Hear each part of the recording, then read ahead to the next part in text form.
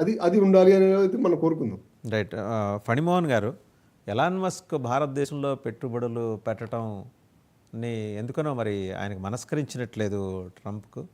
సరే, వ్యాపారవేత్తగా Elon Musk నిర్ణయాలు ఆయనకు ఉంటాయని అంటూనే నాకైతే నచ్చలేదన్నాడు. ఆయన పెట్టుబడి పెడితే ఈయనకు నచ్చకపోవటానికి అంటే ఆ సంబంధం ఏంటి అసలు?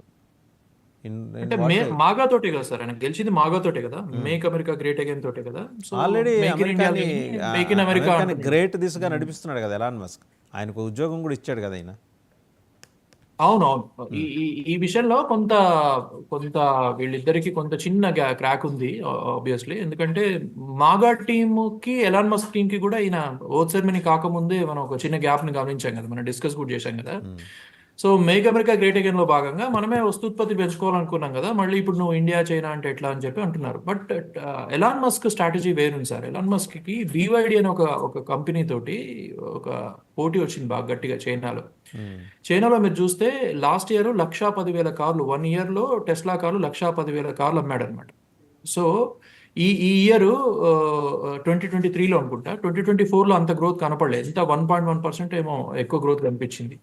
సో లోకల్ మ్యానుఫ్యాక్చరింగ్ ఈవీస్ కి ఎప్పుడైతే స్టార్ట్ అయింది చైనాలో, ఇక చైనా మార్కెట్ తో కష్టము అని చెప్పి మీరు మీరు గమనిస్తే 2016లోనే అనుకుంటా ఇండియాకి వచ్చిండు ఎవరు, ఎలాన్ మస్క్. సో అప్పుడు గడ్కరీ తోటి గడ్కరీ ఇన్వాల్వ్ అయ్యిండు. తర్వాత మా మోడీ అండ్ అమిత్ షా వీళ్ళందరూ కూడా మీరు పార్ట్స్ ఇక్కడే తయారు చేసేటట్టయితే మేము ఇస్తాం, ఎందుకంటే మాకు కొన్ని ఉద్యోగాలు, తర్వాత మాకు ఎకానమీ బూస్ట్ అవుతుంది, మీరు ఎక్కడెక్కడో తయారు చేసి టోకున అమ్మాల్సి వస్తే మాకేం లాభం ఉంటుంది, మా ప్రజలకేం లాభం ఉంటుంది అని చెప్పి అడ్డుకట్టేయడం జరిగింది. ఆయన ఏమన్నాడు అని అంటే, నేను ఫస్ట్ అమ్ముకుంటాను, అక్కడ మార్కెట్ ఎట్లా ఉందో చూసుకొని దాన్ని బట్టి నేను మ్యానుఫ్యాక్చరింగ్ కూడా తిరుగుతాను, మాకు ఫస్ట్ అయితే నాకు పర్మిషన్స్ ఇవ్వండి అని చెప్పి ఆయన అన్నాడు. సో అట్లా పోస్ట్పోన్ అయింది. సో ఈ లోపల ఆయన ఏం చేశాడు, చైనాలో జర్మనీలో పెట్టుకున్నాడు. ఇప్పుడు చూస్తే మనం గమనిస్తే స్టాటిస్టిక్స్ గమనిస్తే ఈ టెస్లా కంపెనీకి సంబంధించి చైనా కానీ జర్మనీ కానీ రెండిట్లో కానీ ఎంతైతే ప్రొడక్షన్ కావాలో అంతకు మించే, అంతకు తక్కువే అవుతుంది కెపాసిటీ. ప్రొడక్షన్ కెపాసిటీ ఎంతైతే సామర్థ్యం ఉందో దానికి తక్కువే అవుతుంది. అంటే ఇంకా కూడా they can produce more number of cars, but market తగ్గింది చైనాలో. సో ప్రత్యామ్నాయ మార్కెట్ ఏదైనా ఉంది అని అంటే భారత్లో ఉంది. బట్ భారత్లో ఇప్పుడు ఆల్రెడీ మహేంద్ర 33% ఈబీ మార్కెట్ లో ఉంది ఆల్రెడీ. మిగిలిన అన్ని కంపెనీలు కలిపి 38%. ఇంకొక అస్టానిషింగ్ విషయం చెప్పమంటారా? Hyderabad surroundings 4th city develop అవుతుంది కంప్లీట్, అది EV city. Super. Net zero city అంటున్నారు కదా. హైదరాబాద్లో మీరు నమ్మరు, హైదరాబాద్ టు జడ్చర్ల రూట్లో ఒక పాయింట్లో హైదరాబాద్లో కూడా లేదు, 200 వెహికల్స్ని ఒకేసారి ఛార్జ్ చేసుకోవడానికి వీలైన ఫెసిలిటీ అక్కడ పెట్టారు. దాని చుట్టుపక్కల ఈవీ ఫెసిలిటీస్ వస్తున్నాయి. ఆల్రెడీ మెగా వాళ్ళది ఉంది, మ్యాక్రాన్ ఉంది, ఇంకొక ఈవీ ఫెసిలిటీ ఉంది. పెద్ద సిటీ డెవలప్ అవుతుంది. అవునండి. ఇప్పుడు అందుకే ఇప్పుడు భారతదేశం అనేది వ్యాపారానికి కొత్త పెళ్లి కూతురు లాంటిది.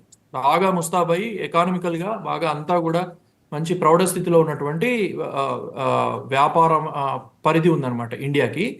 సో ఇప్పుడు ఎక్కడైతే చైనాలో తన ఉత్పత్తి, తన అమ్మకాలు తగ్గాయో, నెక్స్ట్ ఏమంటే ఎలాన్ మస్క్ ఇప్పుడు భారతదేశం కోసం తీవ్రంగా ట్రై చేస్తున్నాడు. సో ఈ ఈ ఈ నెగోషియేషన్స్ లో ఎవరు గెలుస్తారో చూడాలి. కొంచెం ఎలాన్ మస్క్ తగ్గైనా సరే, ఎందుకంటే ఇప్పుడు ఆల్రెడీ లింక్డ్ ఇన్ పోస్టులు వచ్చాయని చెప్పి చూస్తున్నాం మనం. కొన్ని పొజిషన్స్ కి ఆల్రెడీ లింక్డ్ ఇన్ లో పోస్టులు వేశారు, సోషల్ మీడియాలో పోస్టులు వేశారు. ఇక్కడ ముంబై, పూణే, ఢిల్లీలో మేము షోరూమ్ తెరవబోతున్నాం అని చెప్పి, మహారాష్ట్రలో ఆల్రెడీ ప్లేస్ ఫైనలైజ్ చేయబోతున్నాము, ఫైనల్ స్టేజెస్ లో టాక్స్ ఉన్నాయని చెప్పి ఎలాన్ మస్క్ ఏదైతే ప్రచారం చేస్తున్నాడో అందులో కొంత నిజం ఉందని చెప్పి స్ట్రాటజీస్ అయితే చెప్తున్నాయి. ఎందుకంటే చైనా సాచురేట్ అయింది, చైనాలో తక్కువ ధరకే మంచి మంచి ఈవీ కార్లు దొరుకుతున్నాయి, కొద్ది రోజుల్లో అమెరికన్ మార్కెట్ కూడా చేరబోతున్నాయి, తర్వాత ప్రపంచవ్యాప్తంగా వాటి ప్రభావితం చూడబోతున్నాయి. మిగతా అన్నిట్లాగానే ఇప్పుడు ఏఐ చూసాం మనము, డీప్ సీక్ ఏఐని చూసాం మనము. అమెరికాకి ఏఐకి పోటీగా అది తక్కువ ధరకు దింపిందని చెప్పి ప్రచారం చేసుకుంది. సేమ్ ఈవీల విషయంలో కూడా అదే నడిచింది. ఆల్రెడీ అవి మార్కెట్లో ఉన్నాయి, అవి కూడా మంచి ప్రచారం సంపాదించాయి, మంచి ఎకానమికల్గా వయబుల్ అని చెప్పి, తక్కువ రేట్ అని, టెస్లా కంటే మంచి కాంపిటీషన్ అని చెప్పి కూడా. ఎప్పుడైతే మీరు బాగా గమనిస్తే ఎలాన్ మస్క్ ఎప్పుడు చైనా మీద ట్రంప్ లాగా మాటలు దాటి చేయడండి. మిగతా అందరినీ తిడతాడు, బ్రిటిష్ని తిడతాడు, జర్మనీని తిడతాడు, తర్వాత రష్యాని కామెంట్ చేస్తాడు తప్ప చైనాని మాత్రం ఎప్పుడు కామెంట్ చేయడు. మీరు బాగా జాగ్రత్తగా గమనిస్తే, ఎందుకంటే చైనాలో తన మ్యానుఫ్యాక్చరింగ్ యూనిట్ ఉంది, చైనా ద్వారా బాగా లబ్ధి పొందుతున్నాడు. ఒక 1 year లో 1,10,000 టెస్లా కార్లు అమ్మటం జరిగింది. సో గణనీయంగా అక్కడి నుంచి ఆయనకి మంచి మార్కెట్ ఉంది.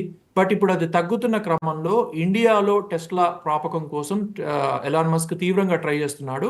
బట్ ట్రంప్ దానికి కొంత సుముఖంగా లేడు. బట్ జనరల్ గా ప్రపంచవ్యాప్తంగా రాజకీయ నాయకులు గెలుస్తారా, కార్పొరేట్స్ గెలుస్తారా అంటే జనరల్ గా కార్పొరేట్స్ గెలుస్తుంటారు. ఎందుకంటే అల్టిమేట్ గా వాళ్ళే రాజకీయం కార్పొరేట్స్ నడుపుతారు కాబట్టి. రాజకీయాలను శాసిస్తాయి కాబట్టి. సో ఇప్పుడు కూడా మరి మోడీ ప్రభుత్వం మహీంద్రా కంపెనీ బాగును చూసి టెస్లాను ఎలో చేయదా? అటువంటి పరిస్థితి కనపడట్లేదు. దానికి కొత్త థియరీ తోటి బస్ కొత్త కంపెనీ వస్తే కొత్త ఉద్యోగాలు వస్తాయి, ఎకానమీ బూస్ట్ అవుతుందని చెప్పి పాత థియరీ దీనికి సంబంధించి అడిషనల్ టాపిక్ ఒకసారి ప్రసాద్ గారితో మాట్లాడు. ప్రసాద్ గారు, ఓకే, అతనికి ఎలాన్ మస్క్ ఆలోచన న్యాచురల్ కొత్త మార్కెట్లు ఎత్తుక్కోవటం అనేది వ్యాపారస్తులు వాణిజ్య కార్యక్రమాలు నిర్వహించే వాళ్ళు చేసేది, దాంట్లో మనం తప్పటాల్సింది. కానీ అతను వచ్చి ఏం ఫెసిలిటీస్ క్రియేట్ చేయట్లా, జర్మనీ నుంచి తయారైన కార్లను తీసుకొచ్చి ఇక్కడ అమ్ముతున్నాడు. అంటే ఏంటి, ఏదో అలా స్టార్ట్ చేయబోతున్నాడు. స్టార్ట్ చేయడం వల్ల మనకి కొత్తగా వచ్చే అదనంగా వచ్చే ట్యాక్స్ రూపంలో వచ్చేది ఏం పెద్దగా ఏం ఉండకపోవచ్చు. ఫెసిలిటీ ఇక్కడ స్టార్ట్ అయితే అప్పుడు ఉంటాయి. దీని మీద కొంత అంటే ఇప్పుడు ఇండియాలో మ్యానుఫ్యాక్చర్ చేస్తే కాస్ట్ తగ్గుతుందండి. ఇప్పుడు జర్మనీ ఇస్ డెవలప్డ్ కంట్రీ. జర్మనీలో ఎందుకు పెట్టాల్సి వచ్చిందంటే యూరోపియన్ మార్కెట్ కోసం, దానికోసం జర్మనీలో పెట్టారు. ఇప్పుడు నిన్న ట్రంప్ మాట్లాడుతూ ఏమన్నాడంటే యూరోపియన్స్ మీద ట్రంప్ ఏం చెప్పాడంటే యూరోపియన్స్ అసలు అమెరికన్ కార్లు కొనరు అంది. నిజమే. అమెరికాలో కూడా ఎక్కువ కార్లు అమ్ముడుపోయేది జపనీస్ కార్లు, యూరోపియన్ కార్లు అమ్ముడుపోతాయి అమెరికాలో. అమెరికాలో చీప్ అనమాట. అమెరికాలో గొప్ప కింద చూడరు.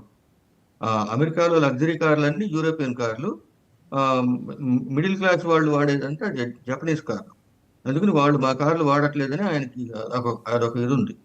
ఇప్పుడు ఎలాన్ మస్క్ చూసేది ఏంటంటే ఎలాన్ మస్క్కి ఇప్పుడు అంటే ముందు మార్కెట్ టెస్ట్ చేసుకొని, అంటే ఇప్పుడు ప్లాంట్ పెట్టి సెటప్ చేయాలంటే దానికి టైం పడుతుంది కదా. అందుకని జర్మనీ నుంచి ప్రస్తుతానికి ఇంపోర్ట్ చేసుకొని, ఇప్పుడు మోడీ కూడా అంటే ఇప్పుడు నిన్న ఈ మీటింగ్లో ఇదంతా ఇప్పుడు కొంచెం ట్రంప్ భయం ఒకటి ఉంది. ఆయన ట్రంప్ పక్కన ఉన్నాడు కాబట్టి వీళ్ళిద్దరూ నాకు ఒక రకంగా ఏంటంటే డబుల్ గేమ్ ఆడుతున్నట్టు అనిపిస్తుంది. ఎట్లా అంటే ఇప్పుడు ట్రంప్ ఆ మాట చెప్పలేదు అనుకోండి, అంటే ట్రంప్ ఓకే అని ఒప్పేసుకుంటే ఇప్పుడు ఇండియా మీద ప్రెజర్ తీసుకురావడానికి ట్రంప్ ఆ మాట అన్నాడని అనిపిస్తుంది నాకు. అంటే ఇప్పుడు ఇక్కడ అమెరికాలో మ్యానుఫ్యాక్చరింగ్ చేయమని అందరినీ అడుగుతున్నాడు ట్రంప్ అమెరికాలో మ్యానుఫ్యాక్చరింగ్ పెట్టి చేయమని. కానీ ఇండియాలో మ్యానుఫ్యాక్చరింగ్ చేస్తే బిజినెస్ పరంగా చూస్తే మ్యానుఫ్యాక్చరింగ్ చైనాలో కానీ ఇండియాలో కానీ పెడితే కాస్ట్ తగ్గుతుంది. ట్రంప్ అంటే must is thinking that way. So అక్కడ వాళ్ళిద్దరికి కొంచెం ఇది ఉంది. అయితే ట్రంప్ కూడా బిజినెస్ పర్సనే, తనకు తెలుసు ఇండియాలో పెడితే మంచిదని. ఇండియాలో జాబ్స్ పెరుగుతాయి, ఇండియాకు ఉపయోగం అది. అక్కడిని ఇండియాలో కార్లు తయారు చేసి అమెరికాకి ఎక్స్పోర్ట్ చేసుకుంటే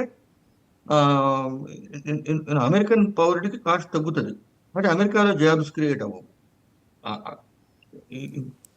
ఇప్పుడు అంటే ఇప్పుడు తను అంటే రాజకీయంగా పొలిటికల్ గా ఇప్పుడు తన రిపబ్లికన్ పార్టీ వాళ్ళకి అంటే వాళ్ళని సంతృప్తి పరచాలంటే ఇలాంటి కామెంట్ చేయాలి. అందుకని ఆ మాట అన్నాడు. ఐ మీన్ ద వే నేను చూసేది ఏంటంటే ఇప్పుడు ఇంతకు ముందు ఇండియన్ గవర్నమెంట్ ఏదైతే ఒప్పుకోలేదో, ఈ టెస్లా మ్యానుఫ్యాక్చరింగ్ సంబంధించి ఇండియాలో ఏదైతే ఒప్పుకోలేదో అవన్నీ ఇప్పుడు ఒప్పుకుంటారు. అవన్నీ ఒప్పుకొని